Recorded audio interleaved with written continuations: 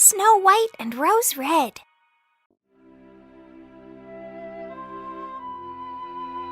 Once upon a time there was a poor widow. In front of her small cottage there were 2 rose trees. One of them flowered in white and the other in red. The widow had 2 daughters. One of them was called Snow White, and the other one was called Rose Red. They were good and quiet children, singing sweetly in choirs like no other 2 girls in the world. Although they were sisters, Snow White was the quieter and gentler one. Both children loved each other so much that every time when they went out, they walked together hand in hand. And when Snow White said, "We will never be separated," Rose Red would always answer, "As long as we are alive."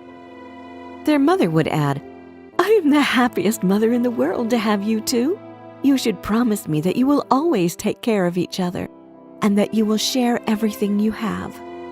And the girls would promise. In the summer, Rose Red would wake up early and do the housework. Then she would pick flowers and leave them next to her mother's bed. Among the flowers, there would always be 1 white and 1 red rose. In the winter, Snow White would light the fire. Her mother would ask Snow White to lock the door, and then the girls would gather around their mother, who would put her glasses on and would open a thick book to read from it. The girls would listen, and a young goat would curl up with them on the floor. One winter's evening, as they were doing just that, someone knocked on the front door. "Snow White, open the door. It looks like a stranger is in need of a shelter," the mother asked. Snow White unlocked the door, thinking that it was going to be some homeless man freezing in the cold. But it wasn't a man. Standing there was a big bear. Snow White screamed in fright when she saw the animal. Rose Red was also scared and hid behind her mother's skirt. The goat bleated in terror, but the bear extended his paw in greeting. "Don't be afraid, kind ladies. I won't do you any harm. I am just really cold and I would like to warm up if you let me in," he said. The 3 women looked in amazement and fear at the talking bear. Soon their mother came to her senses and told the girls to calm down and help the bear get rid of the snow he had on his coat. The girls did as their mother told them. Feeling warm from the fire, the bear fell asleep and everyone went to bed. The next morning when the sun rose, the girls opened the door for the bear. He went into the woods to search for blueberries and fish, but he came back in the evening and again curled up by the fireplace. This continued through the winter, and the girls were so used to playing with the bear in the evening and to have him at home that when summer came and the bear had to leave, they were all very sad.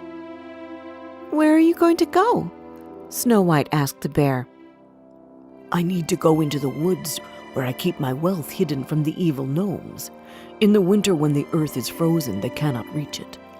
But in the summer, when the ground softens, they dig all over in search of treasure. Once they get treasure, they hardly ever give it back," the bear replied. Snow White was really sad that the bear was leaving. They hugged and bade each other farewell. Just as the bear was leaving the house, his skin got caught on the door handle, and it appeared to Snow White that gold shone under the bear's skin. But she wasn't sure. The bear ran out, and soon Snow White lost him among the trees. One day, the mother sent the girls into the wood to gather firewood. As they were walking, they came across a big tree which had fallen down across the path. On the tree, there was a little man with a long beard, which was stuck under the tree. The gnome was jumping around the crack, trying to pull out his beard, but with no success. When he saw the girls, he turned his aged, wrinkled face in their direction. His eyes were red, and it seemed that they would soon pop out. "What are you 2 staring at? Can't you come over and help?" "How did you end up like that?" asked Rose Red. "You curious thing. I was trying to gather some sticks in order to light a fire and cook a meal. Now stop asking stupid questions and quit that grinning. It's terrible," the dwarf snapped. The girls tried to pull, then push, then to somehow roll the big tree, but it was too heavy for them, so they offered to go and get help. "Ha! Is that the best you could think of? Who needs more people here? You two are more than enough anyway. The dwarf groaned.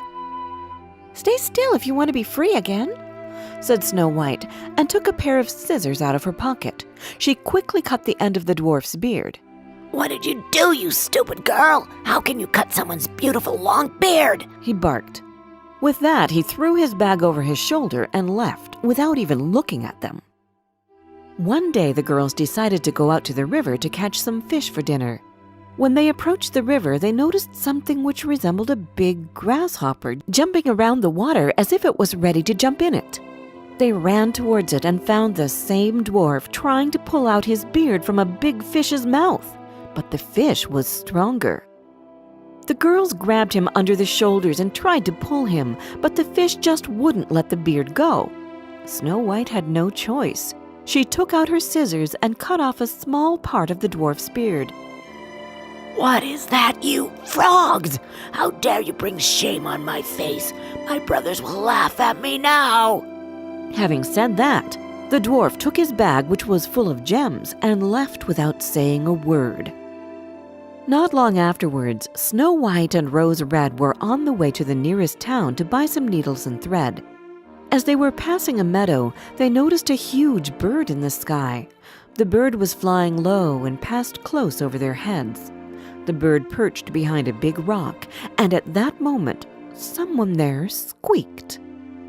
When it took off again, the girls saw the same old dwarf in the bird's claws. They ran just in time to catch the dwarf by the feet. The bird pulled up and they pulled down, and the dwarf was yelling in the middle. How can you be so rude? Don't stretch my clothes, you stupid girls. When the bird finally gave up, the gnome thudded onto the ground. The girls, who were already used to his rude manners, continued on their way to town.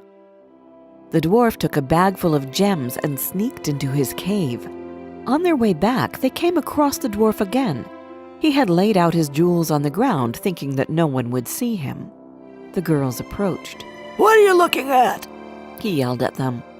His face went all red in anger, and he would have continued to yell at them if it hadn't been that all of a sudden, they saw a bear running towards them. The dwarf ran towards his cave, but the bear was faster than him. The dwarf was terrified. He started begging. Please don't eat me. Here, take these lovely gems and spare my life. Why would you eat me? I am so little. Look at those horrible girls over there. Eat them instead. The bear wasn't listening to him. With one swipe, he knocked the dwarf over. The girls ran away, but the bear followed them. Snow White, Rose Red, don't be afraid. Stop running. I'm coming with you, he said.